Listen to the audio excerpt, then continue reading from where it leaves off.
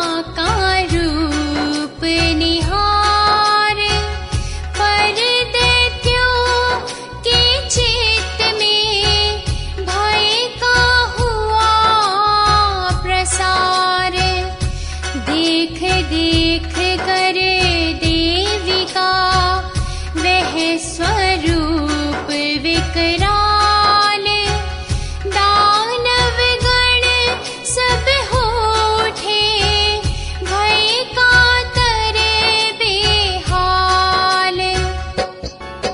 काली को देख देख करके वे सब यह ख्याल लगे करने, क्या यह रजनी सी आई है अपनी जीवन संध्या करने, अथवा हमको समूल ढाने आंधी कोई मंडराई है, या उनका भाग्य सूर ढकने घन घोर घटा सी छाई है। कहने का मतलब है कि दुष्ट वे सब जो हर्षित थे पहले, अब माँ को देख देख उनके दिल के कोने कोने दहले। संभव है कहाँ कि देख उन्हें वे दुष्ट न मन में भय खाए, सिंघनी सामने आ जाए और स्यार न फिर भी घबराए। इधर हो रहे थे जभी ये दानव दिलगीर, उधर देवी ने की तभी एक गरज गंभीर, जल में थल में गगन में वह ध्वनि गई समाए, मानो नभ से हो गिरा वज्र कहीं घबराए। वह गरज प्रलय की गरज हुई, उसको सुनकर सब कांप उठे, देवों के दल हर्षे लेकिन दानव शंका से कांप उठे। तरवर डोले भूधर डोले, पृथ्वी सारी डगमगा गई, वह गरज गरज कर एक बार कानों के पर्दे हिला गई। ऊंची ध्वनि से इस भूतल के सारे कोने कोने भर के गरजी कितनी ही बार, गरज गिर खंडों से टकरा करके। यूं उनकी उस गरज से कांपा सब का गात, चली युद्ध के वास्ते वे जगदम्बा मात। माँ ने भी दुष्टों में घुसकर एक प्रलय मचा दी भारी से, उन सब पर पड़ने लगी वहाँ शस्त्र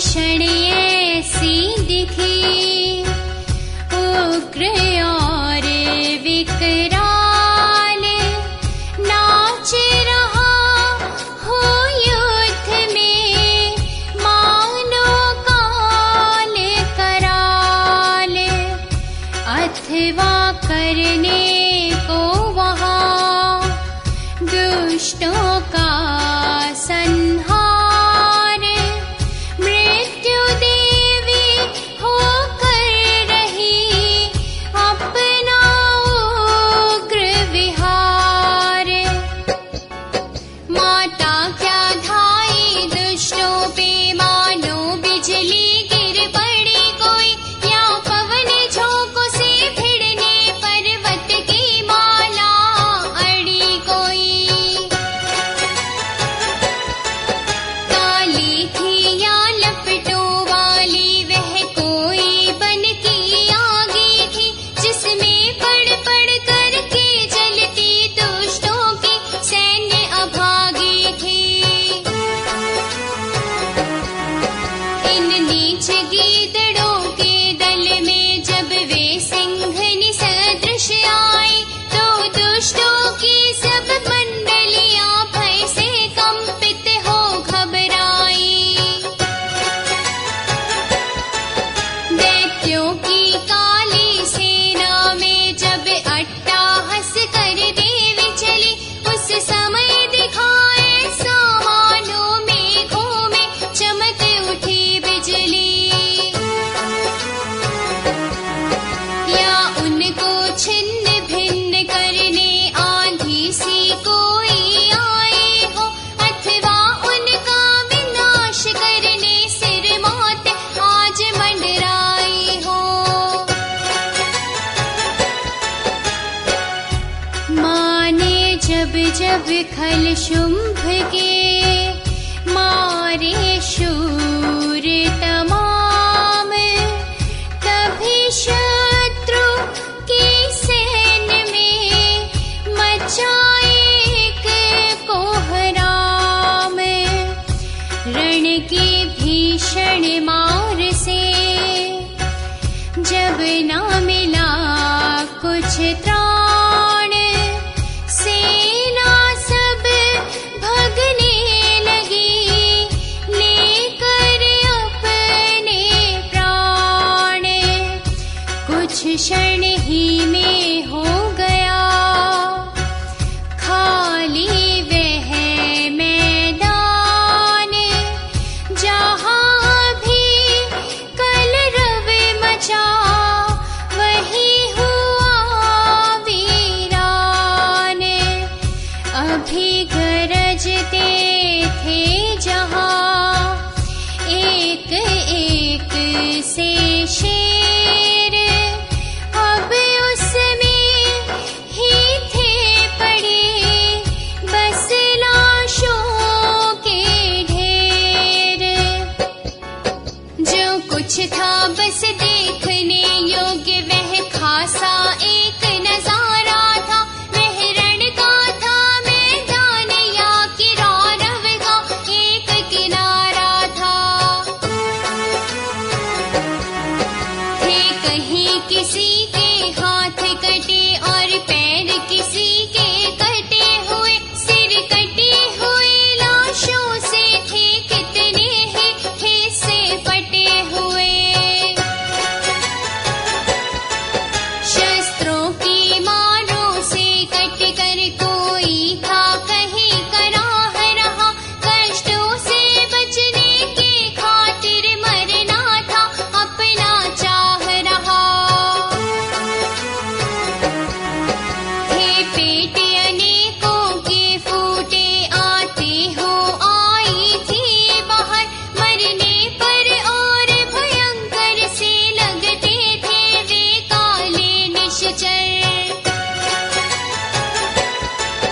उनके काले काले तन से बहती थी लहू की धारे, मानो कच्चल गिर के ऊपर बहती हो गेरू की धारे।